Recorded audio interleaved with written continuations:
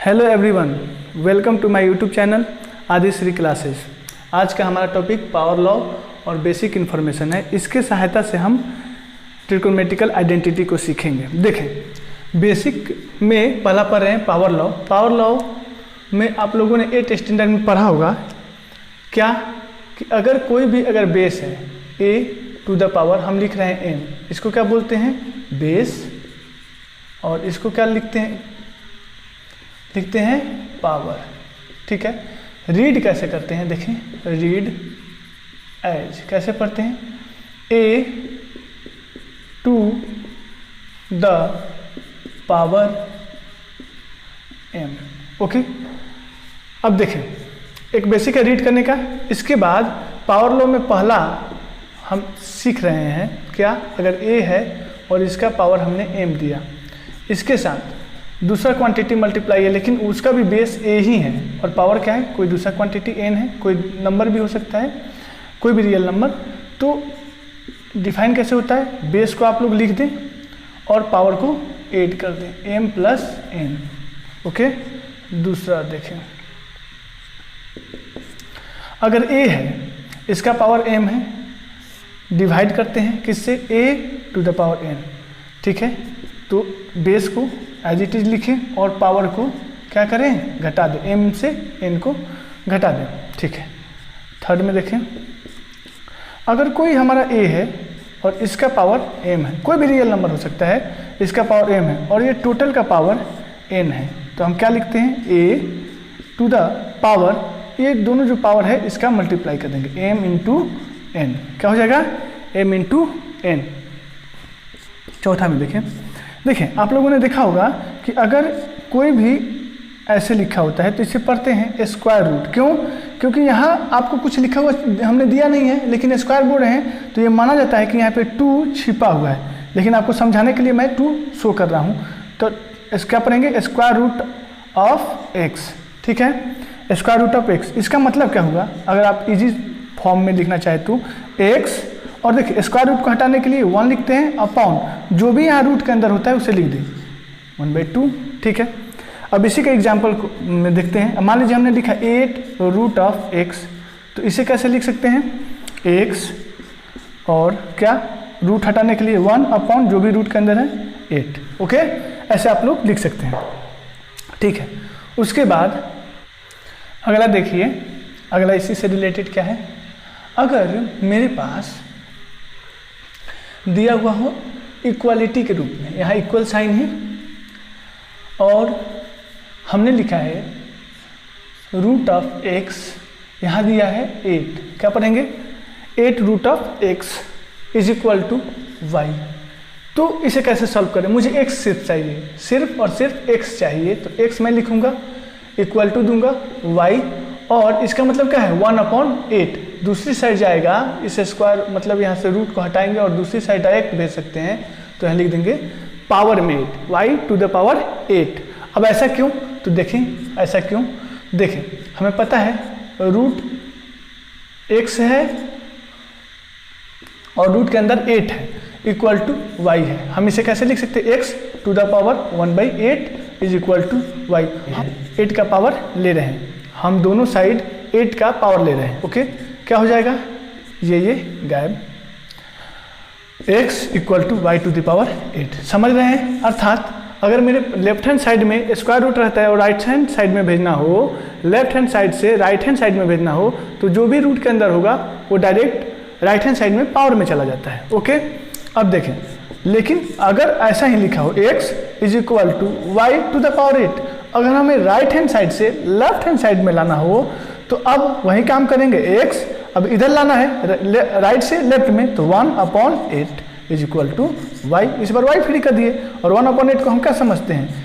Root लगाएंगे और इसके अंदर क्या लिखेंगे? 8 और x इक्वल टू वाई, मतलब 8 root of x equal to y. आप समझ गए?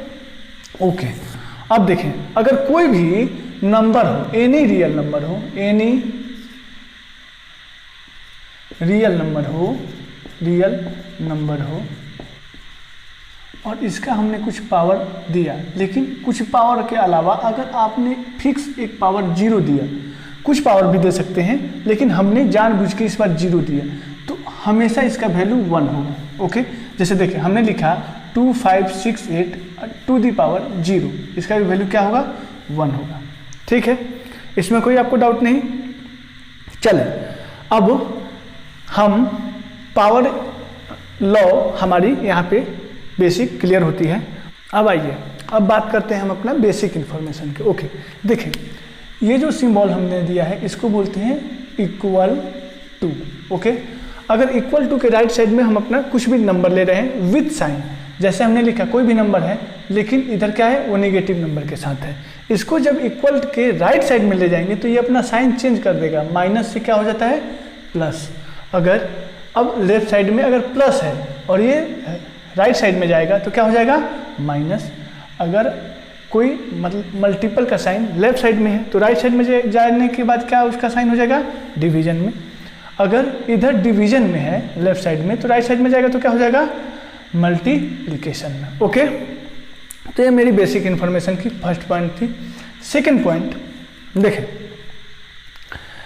हम लोग एक लाइन लेते हैं, इस लाइन को हम लोग हॉरिजॉन्टल लाइन बोलते हैं। दूसरा लाइन सेलेक्ट कर रहे हैं जिससे हम लोग वर्टिकल लाइन लेते हैं, इसका नाम x0 x डैश मतलब x0 x डैश लाइन को बोलेंगे, इसको y0 y डैश लाइन बोलेंगे। लेकिन हमारे मैथमेटिक्स जब आपने 9th स्टैंडर्ड में कोऑर्डिनेट सिस्टम पढ़ा होगा तो इसे ही नाम दिया जाता है x एक्सिस और इसे नाम देते हैं y एक्सिस। ओके, और x एक्सिस का ही दूसरा नाम मैथ के टर्म में दिया जाता है अबसीसा, क्या बोलते हैं अबसीसा। और y एक्सिस को क्या नाम देते हैं ऑर्डिनेट, ऑर्डिनेट। ठीक है, और ये पूरे सिस्टम को कंबाइनली एक साथ पूरे सिस्टम को आप समझिए, इस पूरे सिस्टम को हम लोग नाम देते हैं क्या रेक्टेंगुलर कोऑर्डिनेट सिस्टम, और सिंपली इसे बोल सकते हैं कोऑर्डिनेट सिस्टम। ये आप लोगों ने मैथ में पढ़ा होगा, लेकिन इसी को हम लोग यूज करते हैं फिजिक्स में as a frame of reference, और हम बोलेंगे कि ये मेरे फिजिक्स के लिए क्या है फ्रेम ऑफ रेफरेंस है। फिजिक्स के लिए मेरे क्या होगा फ्रेम ऑफ रेफरेंस, जिसे मैं एक्स एक्सिस और अबसीसा बोल रहा हूं, इसे मैं फिजिक्स के टर्म में बोलूंगा इंडिपेंडेंट एक्सिस। क्या बोलूंगा इंडिपेंडेंट एक्सिस। याद रखें जो फिजिक्स वाला टर्म मैं बोल रहा हूं, मैं आगे चल के ये टर्म बहुत रेयर बोलूंगा, ये मेरे लिए कॉमन होगा। ओके, और वाई एक्सिस पे मैं उस वेरिएबल को दिखाऊंगा जो कि एक्स पे डिपेंड होता है, इसलिए इसे हम डिपेंडेंट एक्सिस बोलेंगे। ओके, ये मेरा बेसिक था। देखें, हमने इसके विषय में इंफॉर्मेशन दिया, ये जनरली हम लोग यूज करते हैं किसी प्लेनर सिस्टम को एक्सप्लेन करने के लिए, प्लेन्स को, 2D सिस्टम को। अब 2D सिस्टम में 2 डायमेंशन इन्वॉल्व होंगे, मतलब 2 लेंथ इन्वॉल्व होंगे।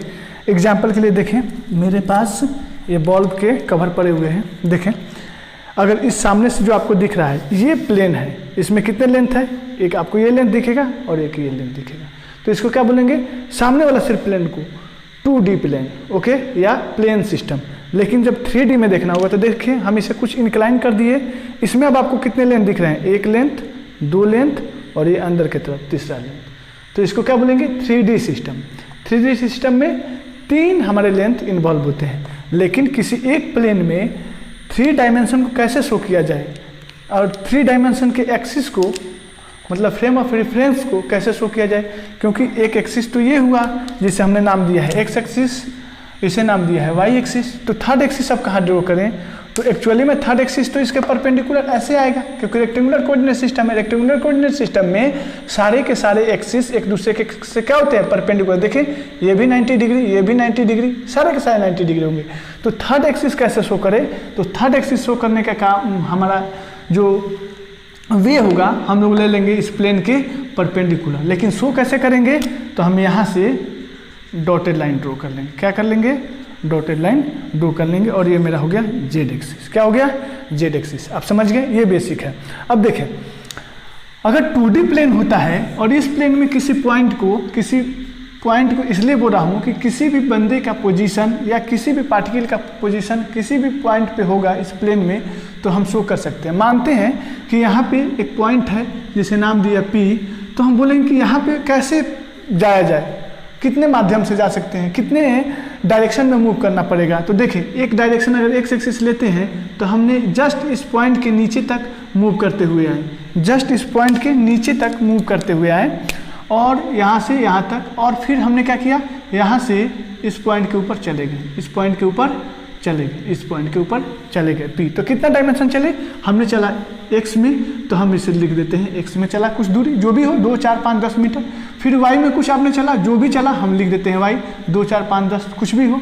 तो इसका पोजीशन क्या बताएंगे? पहले हमेशा x कोऑर्डिनेट को लिखा जाता है, उसके बाद y कोऑर्डिनेट को लिखा जाता है। देखिए, ये लिखने का कन्वेंशन है, ऐसा माना जाता है, इसलिए आप भी इसी कन्वेंशन को फॉलो करिएगा, क्योंकि नीट और IIT में अगर क्वेश्चन पूछी जाएगी तो यही माना जाता है कि पहले जो भी पोजीशन मैंने जैसे लिखा 2, 3, तो ये मान लिया जाएगा कि 2 एक्स एक्सिस के एलोंग चला गया डिस्टेंस है और 3 वाई एक्सिस के एलोंग चला गया डिस्टेंस है। ओके, लेकिन इसी को आप 3D में बात करेंगे तो अब देखिए 3D में यहाँ पे आ गए, यहाँ है। अब कोई भी पॉइंट प्लेन में हो तो इजीली आप इसी से भी दिखा सकते हैं, 3D का कोई काम नहीं। लेकिन कोई स्पेस में हो, देखिए यहाँ पे कोई पॉइंट हो यहाँ पे, तो कैसे डिनोट कीजिएगा?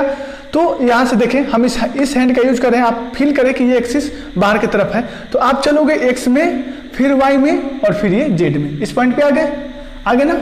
तो इस पॉइंट का अब इसको कैसे दिखाएं? तो हम डॉट डॉट से दिखा रहे हैं ताकि ये कहाँ पे है, स्पेस में है और ये पॉइंट P है, यहाँ पे है ये पॉइंट। ठीक है, चले एक्स, वाई और फिर जेड, इस पॉइंट पे आ गए। तो कोऑर्डिनेट क्या हुआ? एक्स, वाई और जेड। एक्स में कुछ डिस्टेंस चला, वाई में कुछ डिस्टेंस चला और जेड में डिस्टेंस कुछ चला। तो ये मेरा बेसिक है था पढ़ने के लिए। ओके, अगर इतना आप समझते हैं तो फिर हम आगे की बात करते हैं। ठीक है, ओके।